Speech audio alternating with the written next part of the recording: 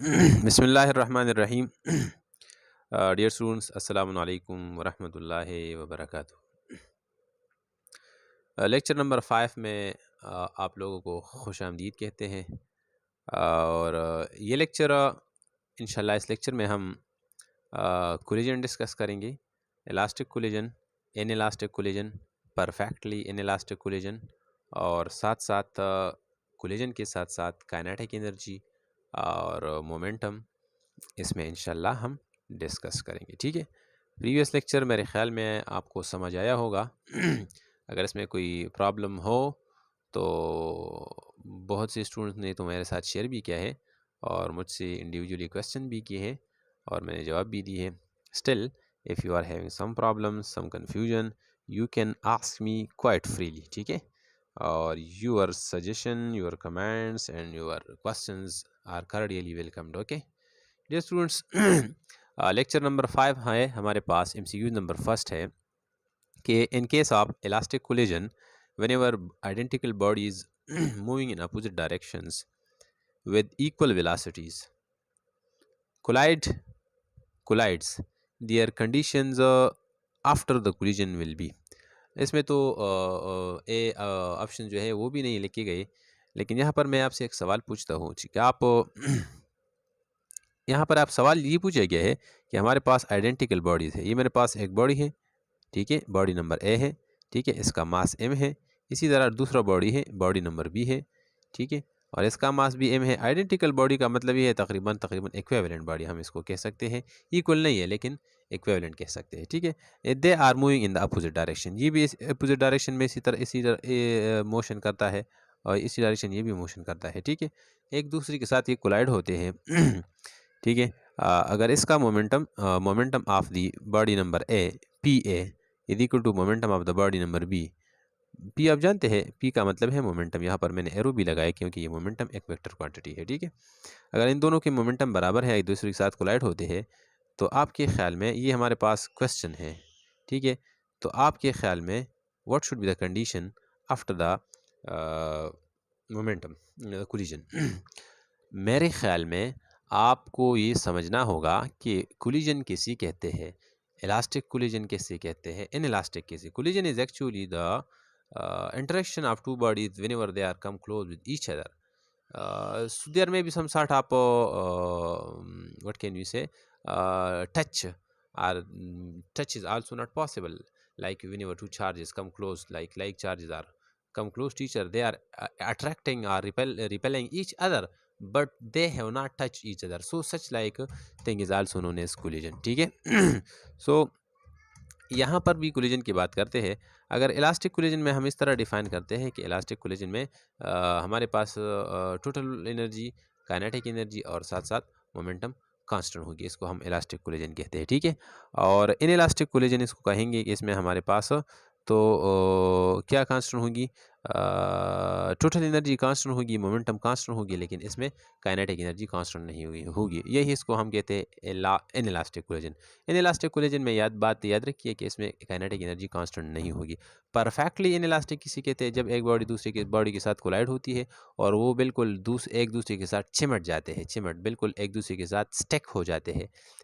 जिस तरह हम रबर बाल च्युइंगम के दो गोले होते हैं, एक दूसरे के साथ कोलाइड होते हैं तो एक दूसरे के साथ चिमक जाते हैं, या तो इसको हम कहेंगे कंप्लीटली इन इलास्टिक कोलिजन। ठीक है, चलो इसके बाद आगे जाते हैं।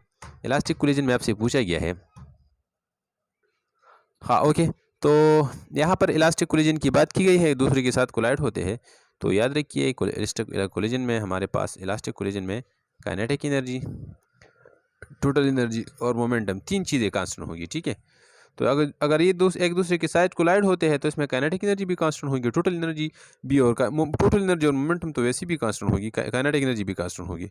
तो what should be the condition after the collision. इसके कोलिजन के बाद क्या कंडीशन होगी, एक दूसरे के साथ कोलाइड हो गए। फॉर एग्जांपल ये कोलाइड हो गए, ये मास नंबर 1 है और ये मास नंबर 2 है, मास ए और this is mass number B. ठीक है, then after the collision they will be moving with the same velocity as the initial velocity will be v1 dash. v1 dash का मतलब है va dash, va dash will be equal to va। ठीक है, and similarly V B dash, V B dash का मतलब है कि this is the velocity of body number B after the collision, this will be equal to V B.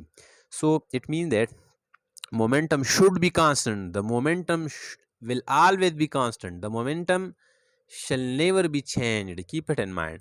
We are only talking about the total energy, so they will be moving with the same velocity as the initial velocity will be, but they will be moving in the opposite directions. So the options तो नहीं लिखे गए हैं, लेकिन मैं option आपको बताता हूँ कि actually they will be moving alike. They will be as it was initially. जिस तरह initially था ये बॉडी जिस तरह इनिशियली थे, इसी तरह ये आफ्टर भी इसी तरह रहेंगे. ठीक है students.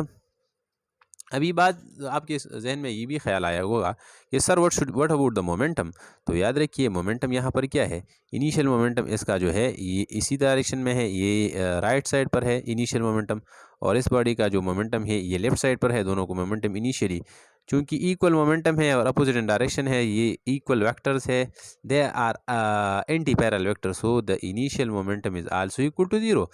And whenever they collide, they are moving in the opposite direction. So the final momentum of the body number A and similarly the final momentum of the body number B, they are equal but opposite in direction, like anti-parallel unequal vector. The negative vector of each other. So the final momentum will also once again will be equal to the initial momentum, and both are equal to 0.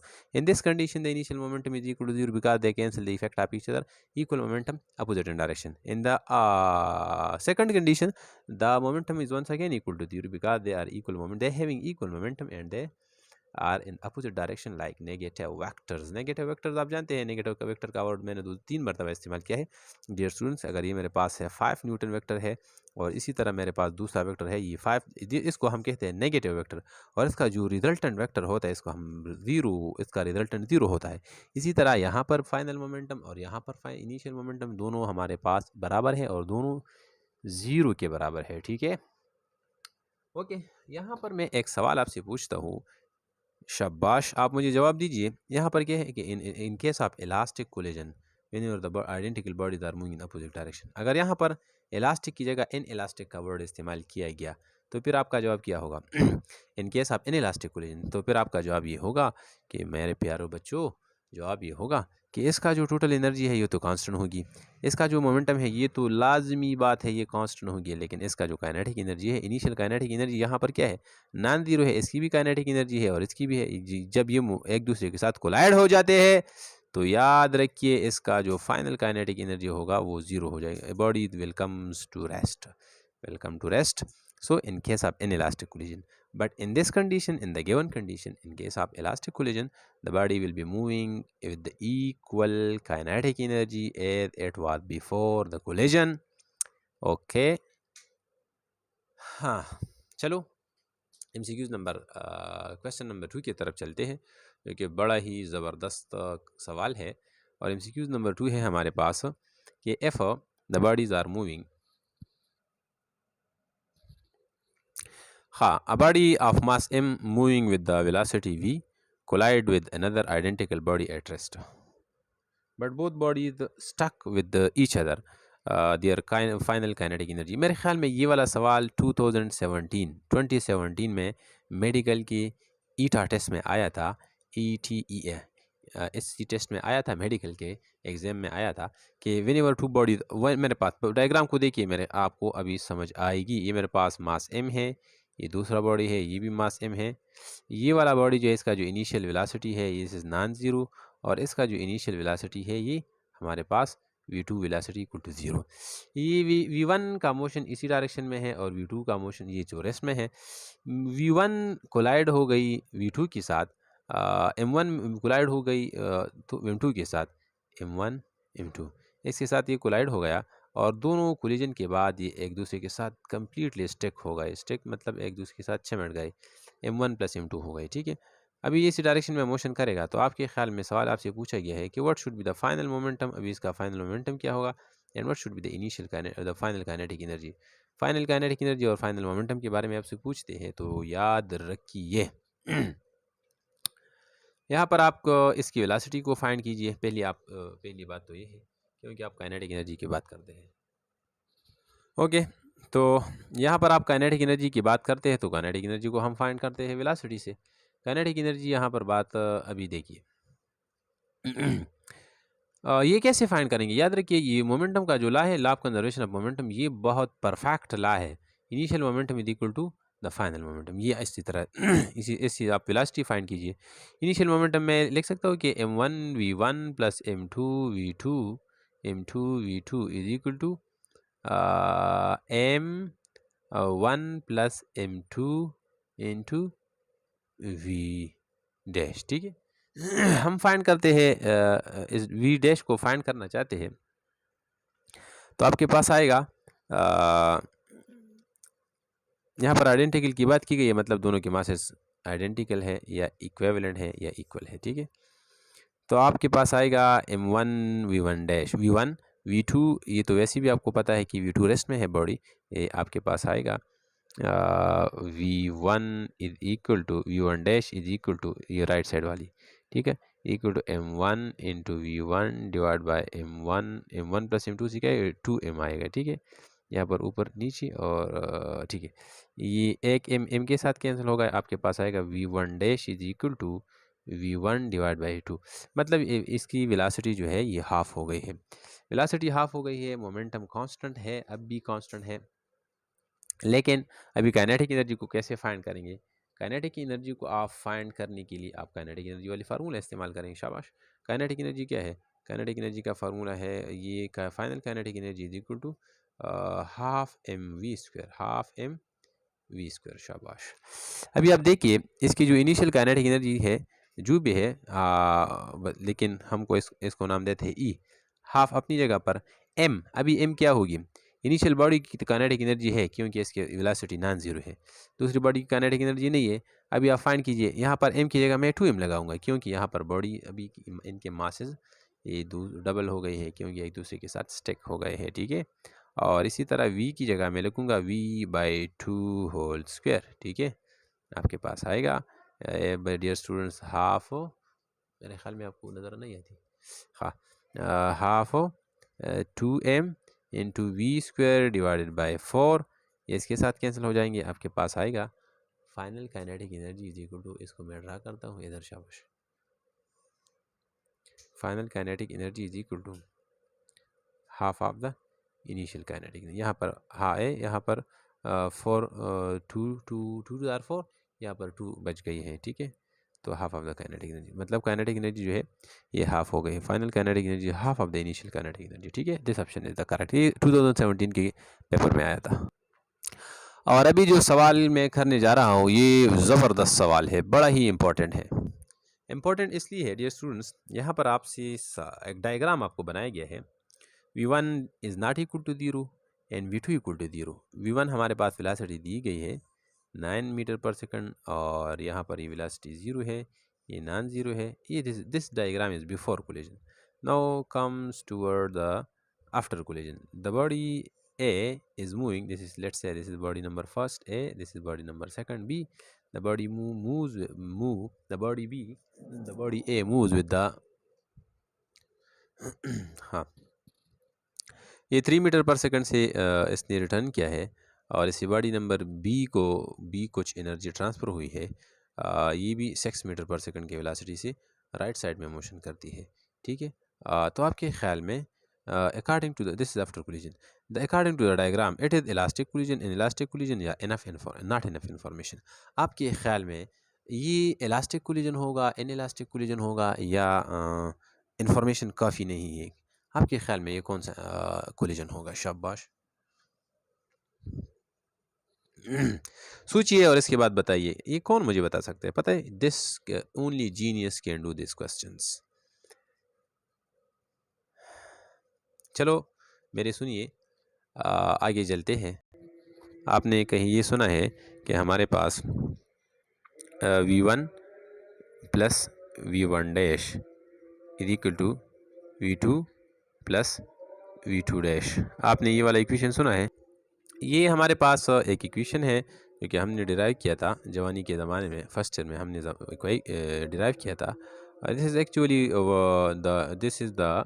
It mean that the velocity of the body number A before the collision plus after the collision, ये हमेशा के लिए बराबर होगा velocity of the body number B before the collision plus after the collision. इसको हम कहते हैं speed of approach is also equal to speed of separation. इस नाम से भी स्पीड बुक में लिखा गया है, speed of approach is equal to speed of separation. इसी तरह आपने ये सुना होगा, ठीक है, अगर नहीं सुना तो ये अभी सुनिए, ठीक है। ओके, तो हमारे पास अभी इस इक्वेशन को आप इस्तेमाल करें, इस सारे डायग्राम को आप इसी कंसेप्ट पर सॉल्व कर सकते हैं, ठीक है।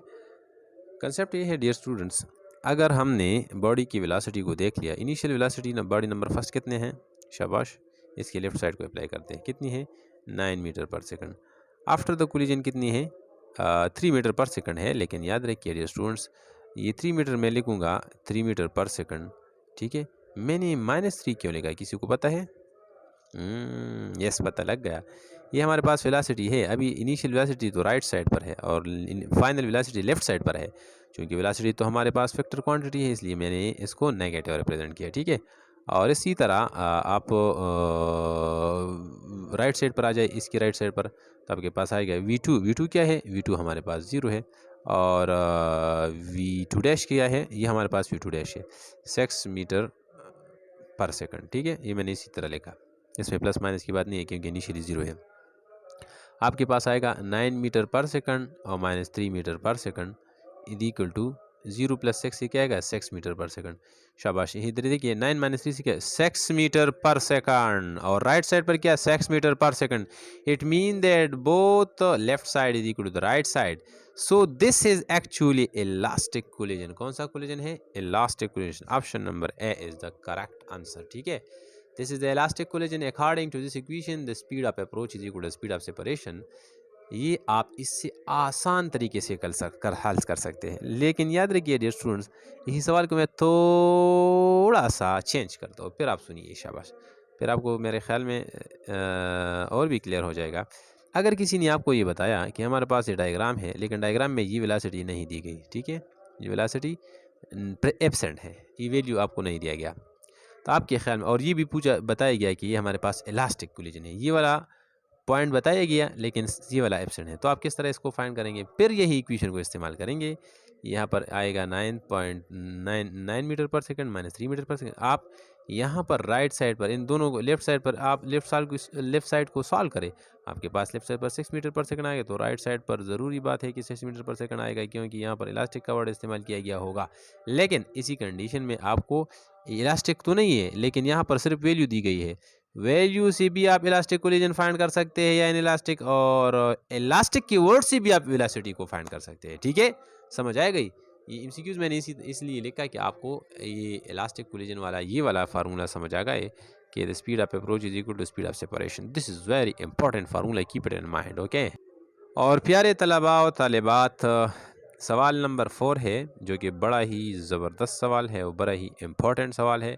ये रिलेटेड है काइनेटिक एनर्जी के साथ। इससे पहले हमारे जो सवालात थी हमारे पास रिलेटेड थे कोलिजन के साथ रिलेटेड थे, ये हमारे पास काइनेटिक एनर्जी और डिस्टेंस के साथ रिलेटेड है। याद रखिए, मैं यहाँ पर आपको एक बात बताता हूँ डियर स्टूडेंट्स, जब आप से कोई पूछे कि एक बॉडी के साथ मैंने स्पीड को डबल किया, स्पीड को ट्रिपल किया या हाफ किया, ये स्पीड को डबल किया तो कितना फासला तय करेगा, स्पीड को ट्रिपल किया तो कितना फासला तय करेगा, इसी तरह सवालात, या एक बॉडी दूसरी बॉडी में एंटर होती है, पेनिट्रेट होती है, एक बुलेट दूसरी बॉडी में पेनिट्रेट होती है, इसकी स्पीड को मैंने डबल किया, हाफ किया, तो ये कितना पेनिट्रेशन करेगा, कम करेगा, ज़्यादा करेगा। ऐसी चीज़ों के लिए आप डायरेक्टली स्पीड को डबल करने से आपको डिस्टेंस कितना तय करेगा, इसके लिए आप अप्लाई करेंगे एक काइनेटिक एनर्जी वाली कंसेप्ट को अप्लाई करेंगे, ठीक है।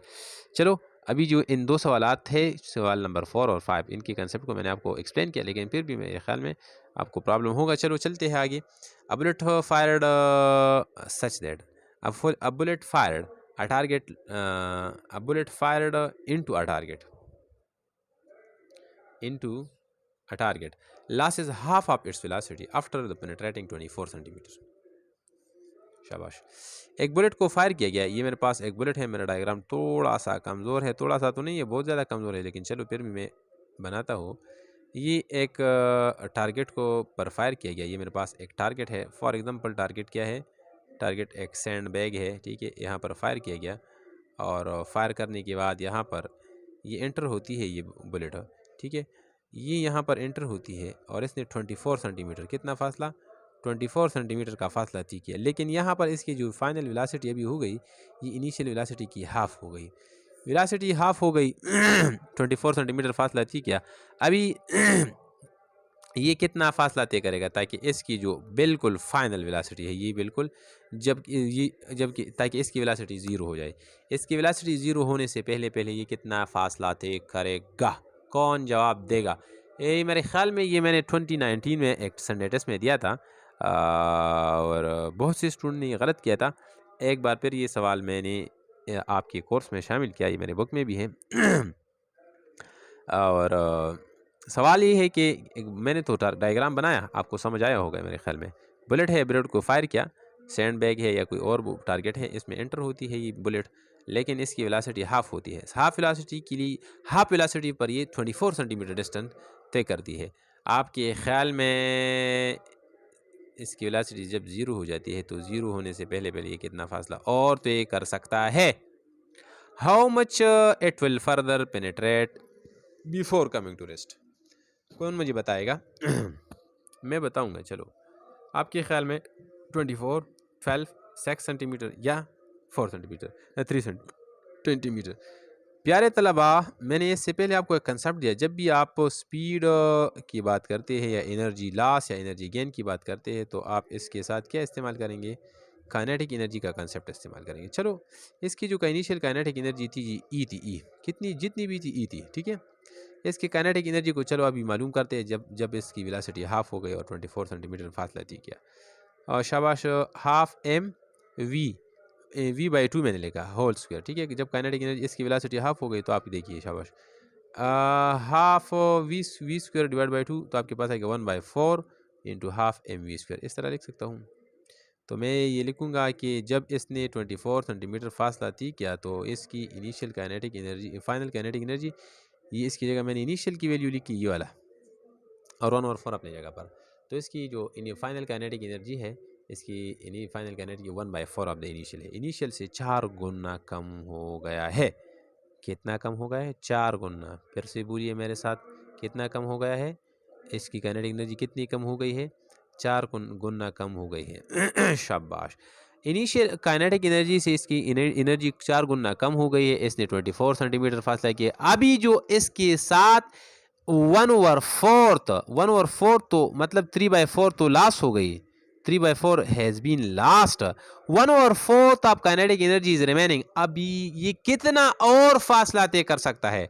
1/4 तो कम, 1/4 तो इसके साथ है, तो ये इसी इनिशियल ने जितना फासला थी क्या, ये 1/4 इससे कम तय करेगा।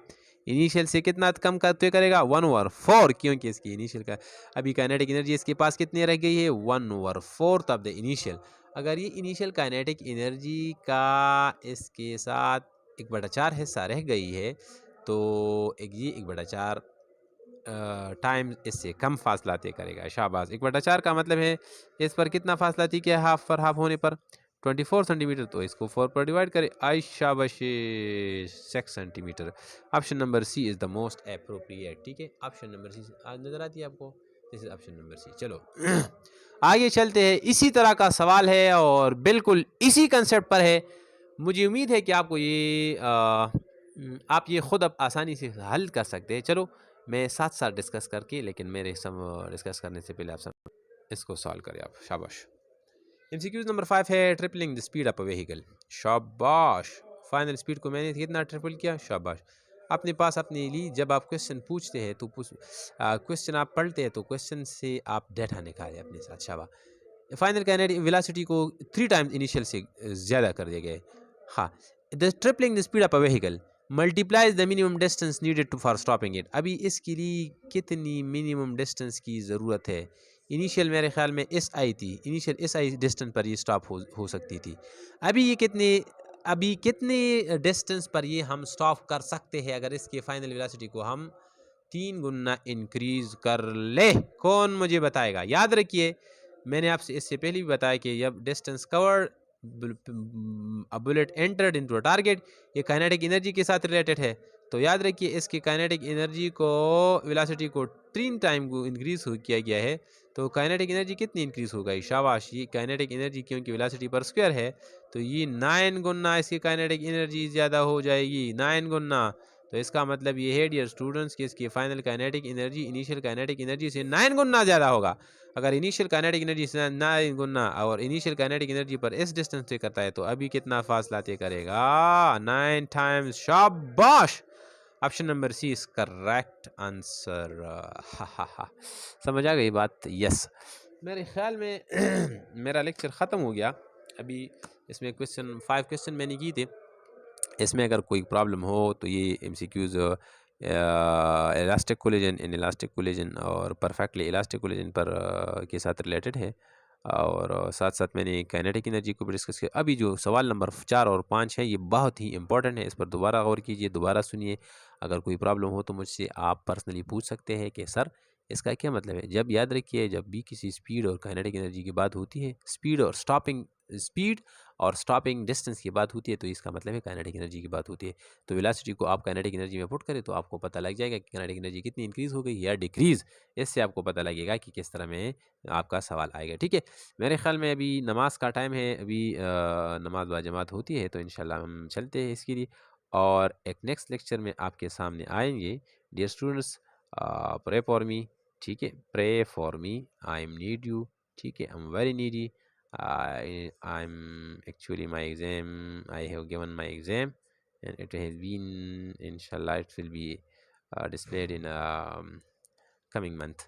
So pray for me and I pray for all of you. God bless you and may you succeed it. Thank you. Inshallah, see you when I see you back.